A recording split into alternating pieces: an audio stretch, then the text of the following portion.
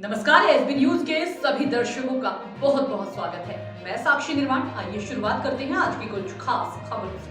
अखिलेश यादव ने जमकर बीजेपी पर किया वार और कहा, कार्यवाहक डीजीपी के सवाल को लेकर बोले अखिलेश, अगर नीति आयोग के आंकड़े आप निकालोगे कि उत्तर प्रदेश शिक्षा के क्षेत्र में, उत्तर प्रदेश भ्रष्टाचार के मामलों में, उत्तर प्रदेश स्वास्थ्य के मामलों में, उत्तर प्रदेश महंगाई के मामले में कहां खड़ा है, मुझे तो लग रहा है कि पिछले 3 कार्यवाहक डीजीपी जो लगातार उत्तर प्रदेश को मिले हैं, मुझे तो यह महसूस हो रहा है कि उत्तर प्रदेश के मुख्यमंत्री भी कहीं कार्यवाहक तो नहीं, उत्तर प्रदेश का डीजीपी कार्यवाहक नहीं, उत्तर प्रदेश के मुख्यमंत्री कार्यवाहक हैं।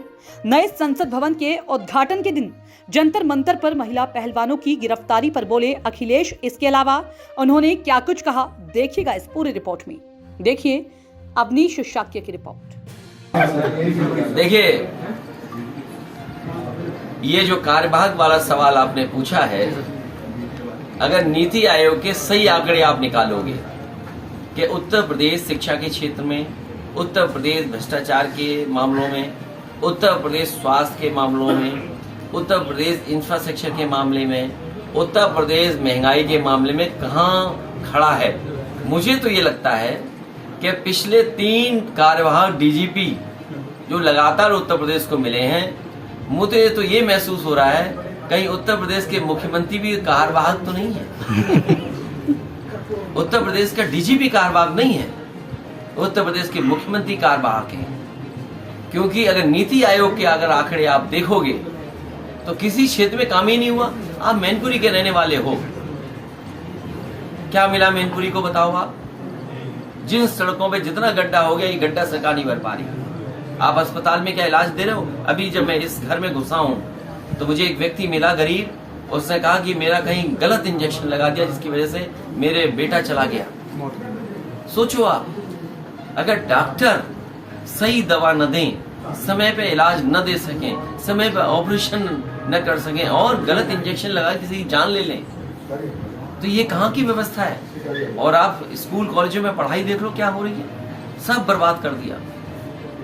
बिजली कितनी महंगी है, सिलेंडर कितना महंगा है, वही बातें हम दोबारा आपसे कहें। और गेहूं आप पता कर लेना, 1 किलो भी गेहूं सरकार ने नहीं खरीदा, प्राइवेट कंपनियों को लाइसेंस दे दिया, पूरा आपका गेहूं खरीद करके मुंबई और न जाने कहां चला गया, कुछ पानी के हवाई जहाज से विदेश चला गया गेहूं। उत्तर प्रदेश के स्वास्थ्य मंत्री कहते हैं कि स्वास्थ्य सेवाएं बेहतर करेंगे, लेकिन मैनपुरी में पोस्टमार्टम कराने के नाम पे रुपए लग रहे हैं और कहते हैं रिपोर्ट बदल जाएगी। आप ये भगवान, यहाँ अखबार में खबर छपी थी। सोचो, हम आपके जान रहा हूँ लोकतंत्र के मंदिर में, अच्छा वो आपने याद दिला दिया।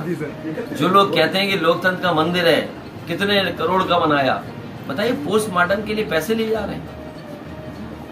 पोस्टमार्टम के लिए पैसे, ये क्या मुख्यमंत्री है और क्या उनके डिप्टी सीएम है? डिप्टी सीएम का स्वास्थ्य खराब है मुझे लगता है, जिन्हें ये दिखाई नहीं दे रहा कि किस तरीके से अस्पताल चल रहे हैं। मेडिकल कॉलेज बर्बाद कर दी। क्या सफाई का अस्पताल देखने आए थे? क्या देखने आए थे कि बिल्डिंग कब बनेगी?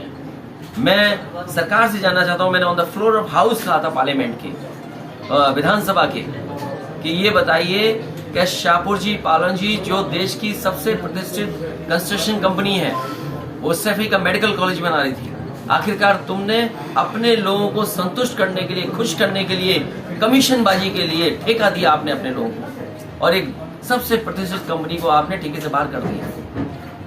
ये सोचिए, ये हालत है इनकी। तो इनका स्वास्थ्य अच्छा विभाग है, इनका खुद स्वास्थ्य गड़बड़ा गया है।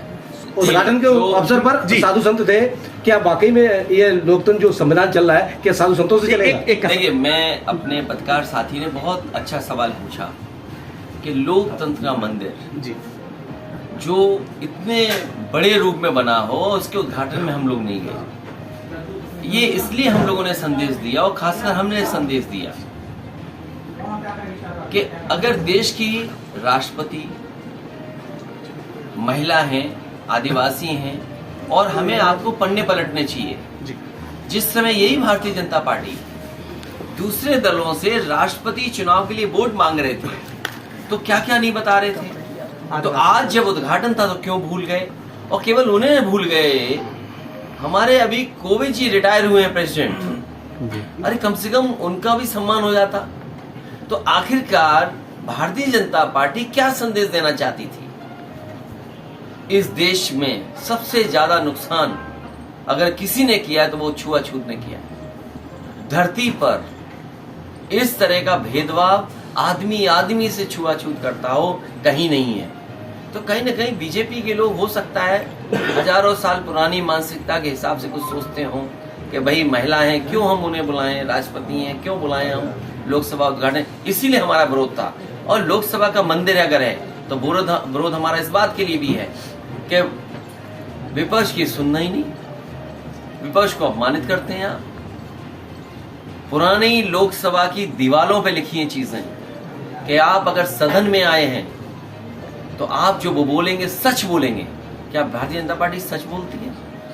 वहां की दीवारों में किस जमाने में अंग्रेजों ने बनाई थी लोकसभा, वहां की दीवारों में लिखा हुआ है, 1927 में दीवारों पे लिखा है। उन्होंने श्लोक वेदों के, मनुस्मृति के और गीता के श्लोक लिखे हैं जिससे हम एक संदेश दे सकें। तो आखिरकार बीजेपी दीवारों पे लिखी हुई चीजें भूल गई कि अगर आप सदन में आए हो तो सच बोलोगे। क्या ये विपक्ष के लोगों को अपमानित नहीं कर रहे हैं? हमारे एक एक नेता को आप झूठा बेच रहे हैं। अगर मान लीजिए उसे कोर्ट से न्याय मिल गया है तो डीएम एसपी दबाव बना रहे हैं उस पर, जज पर और गवाह पर दबाव बना रहे हैं। और कैसा लोकतंत्र जहां गवाह मर जाए, जिस पे आरोप हो, उसको टीवी कैमरे के सामने मार दिए जाते हो। ये लोकतंत्र है। और फिर हमारी सरकारें कहती कानून व्यवस्था से काम हो रहा है। क्या कानून व्यवस्था से काम हो रहा है? ये इतना बड़ा लोकतंत्र है, लोकतंत्र इतना बड़ा लोकतंत्र है, यहाँ लोकतंत्र प्रेमी लोग हैं। इस देश में बाबा साहब भीमराव अंबेडकर जी के सपनों को पूरा करने वाले लोग हैं। यहाँ डॉक्टर राम मनोहर लोहिया को और डॉक्टर राम मनोहर लोहिया के सिद्धांतों पर चलने वाले लोग हैं। इस देश के लोगों को पता है आजादी कोई ऐसे ही नहीं मिली। इस आजादी के लिए, इस लोकतंत्र के लिए, अपने कानून के लिए लोगों ने कुर्बानियां दी हैं। कोई लोकतंत्र ऐसे नहीं बदल देगा कि हर चीज बदल दे।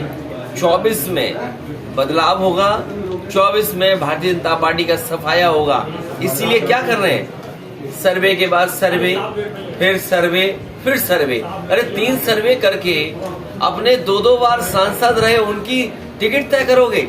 इसका मतलब क्या हुआ कि जो सांसद चुने जा चुके हैं वो उनकी सफाया होने जा रहा है, टिकट बदली जा रही है। चिंता का विषय सर्वे नहीं है। जनता को चिंता का विषय और आपके लिए चिंता का विषय ये होना चाहिए, खबर ये होनी चाहिए कि 3 सर्वे के बाद भी वो 2-2 बार के सांसद टिकट नहीं बचा पाएंगे। भारतीय जनता पार्टी कमजोर हो गई है कि चुनाव में आपने जो अपने प्रत्याशी उतारे उनका कहना है कि पहले से पता था कि करारी हार होगी, उसके बाद भी दलित और ओबीसी कैंडिडेट उतार कर उनको जो क्या साबित करना चाहा। इनकी तो मानसिकता ही पहले से ऐसी रही है। ऐसा सवाल हार जीत का नहीं होता है, सवाल सिद्धांत का है। कम से कम सिद्धांत के लिए लड़ना पड़ेगा। अगर भारतीय जनता पार्टी पिछड़े दलितों का अधिकार छीन रही है, और जिन नेता के बारे में आप कह रहे हैं, मैंने इस बात को कहा कि लेटरल एंट्री हो रही है, उसके बारे में ये दल क्या कहेंगे? आउटसोर्स व्यवस्था के बारे में ये दल क्या कहेंगे? लगातार प्राइवेटाइजेशन हो रहा है, उसके बारे में ये क्या कहेंगे? क्या बीजेपी लेटरल एंट्री के बारे में कुछ कहेंगे? या जिस दल के बारे में आप कह रहे हो, क्या बाबा साहब भीमराव अंबेडकर जी का आंदोलन, उनका सपना, मान्यवर काशीराम जी का सपना, क्या लेटरल एंट्री से पूरा होगा? क्या आउटसोर्स से पूरा होगा? क्या प्राइवेटाइजेशन से पूरा होगा? अरे जब नौकरी नहीं बचेंगी सरकारी, फिर क्या मिलेगा नौकरी और रोजगार? पढ़ा हिंदू, मुस्लिम, सिख, ईसाई सब है भाई भाई, यही पढ़ा हमने और यही मिलकर के रहे हैं। अध्यक्ष जी, आपका पार्टी का स्टैंड क्या है ब्रजभूषण के मामले में, जहां दिल्ली पुलिस लगातार पहलवानों पे अत्याचार कर रही है, आज गिरफ्तारी नहीं कर पा रही है, और यहाँ तक हो गया है कि एथलेटिक्स जो हमारे हैं वो देश के सम्मान है वो उठा के गंगा में प्रभावित कर रहे हैं। आप गलत सवाल पूछ रहे हैं जी। देश की संसद भवन का उद्घाटन हुआ, सबसे बड़ी लोकसभा, जिसके बारे में न जाने क्या क्या सपने दिखाए जा रहे हैं, कि उसका उद्घाटन हुआ, उसी दिन पुलिस जाकर के पहलवानों को गिरफ्तार कर रही है। ये संदेश दे रहे बीजेपी के लोग कि हम न संविधान को मानते हैं न कानून को मानते हैं। जो लोग आवाज उठाएंगे उनकी आवाज बंद कर देंगे। बीजेपी को अब फैसला लेना है, भारतीय जनता पार्टी को बताना है कि जो नारा कभी उन्होंने दिया था, बेटी बचाओ बेटी पढ़ाओ, क्या इस तरह अन्याय कर करके बेटी बचेंगी, बेटी पढ़ेंगी या बेटियों का सम्मान होगा? और कहीं न कहीं देश की हर बेटी देख रही है इन तस्वीरों को, तो क्या लगता है इस देश की नारी देख रही है। इस अपमान का बदला एक एक नारी आने वाले चुनाव में भारतीय जनता पार्टी के खिलाफ मतदान करके देगी।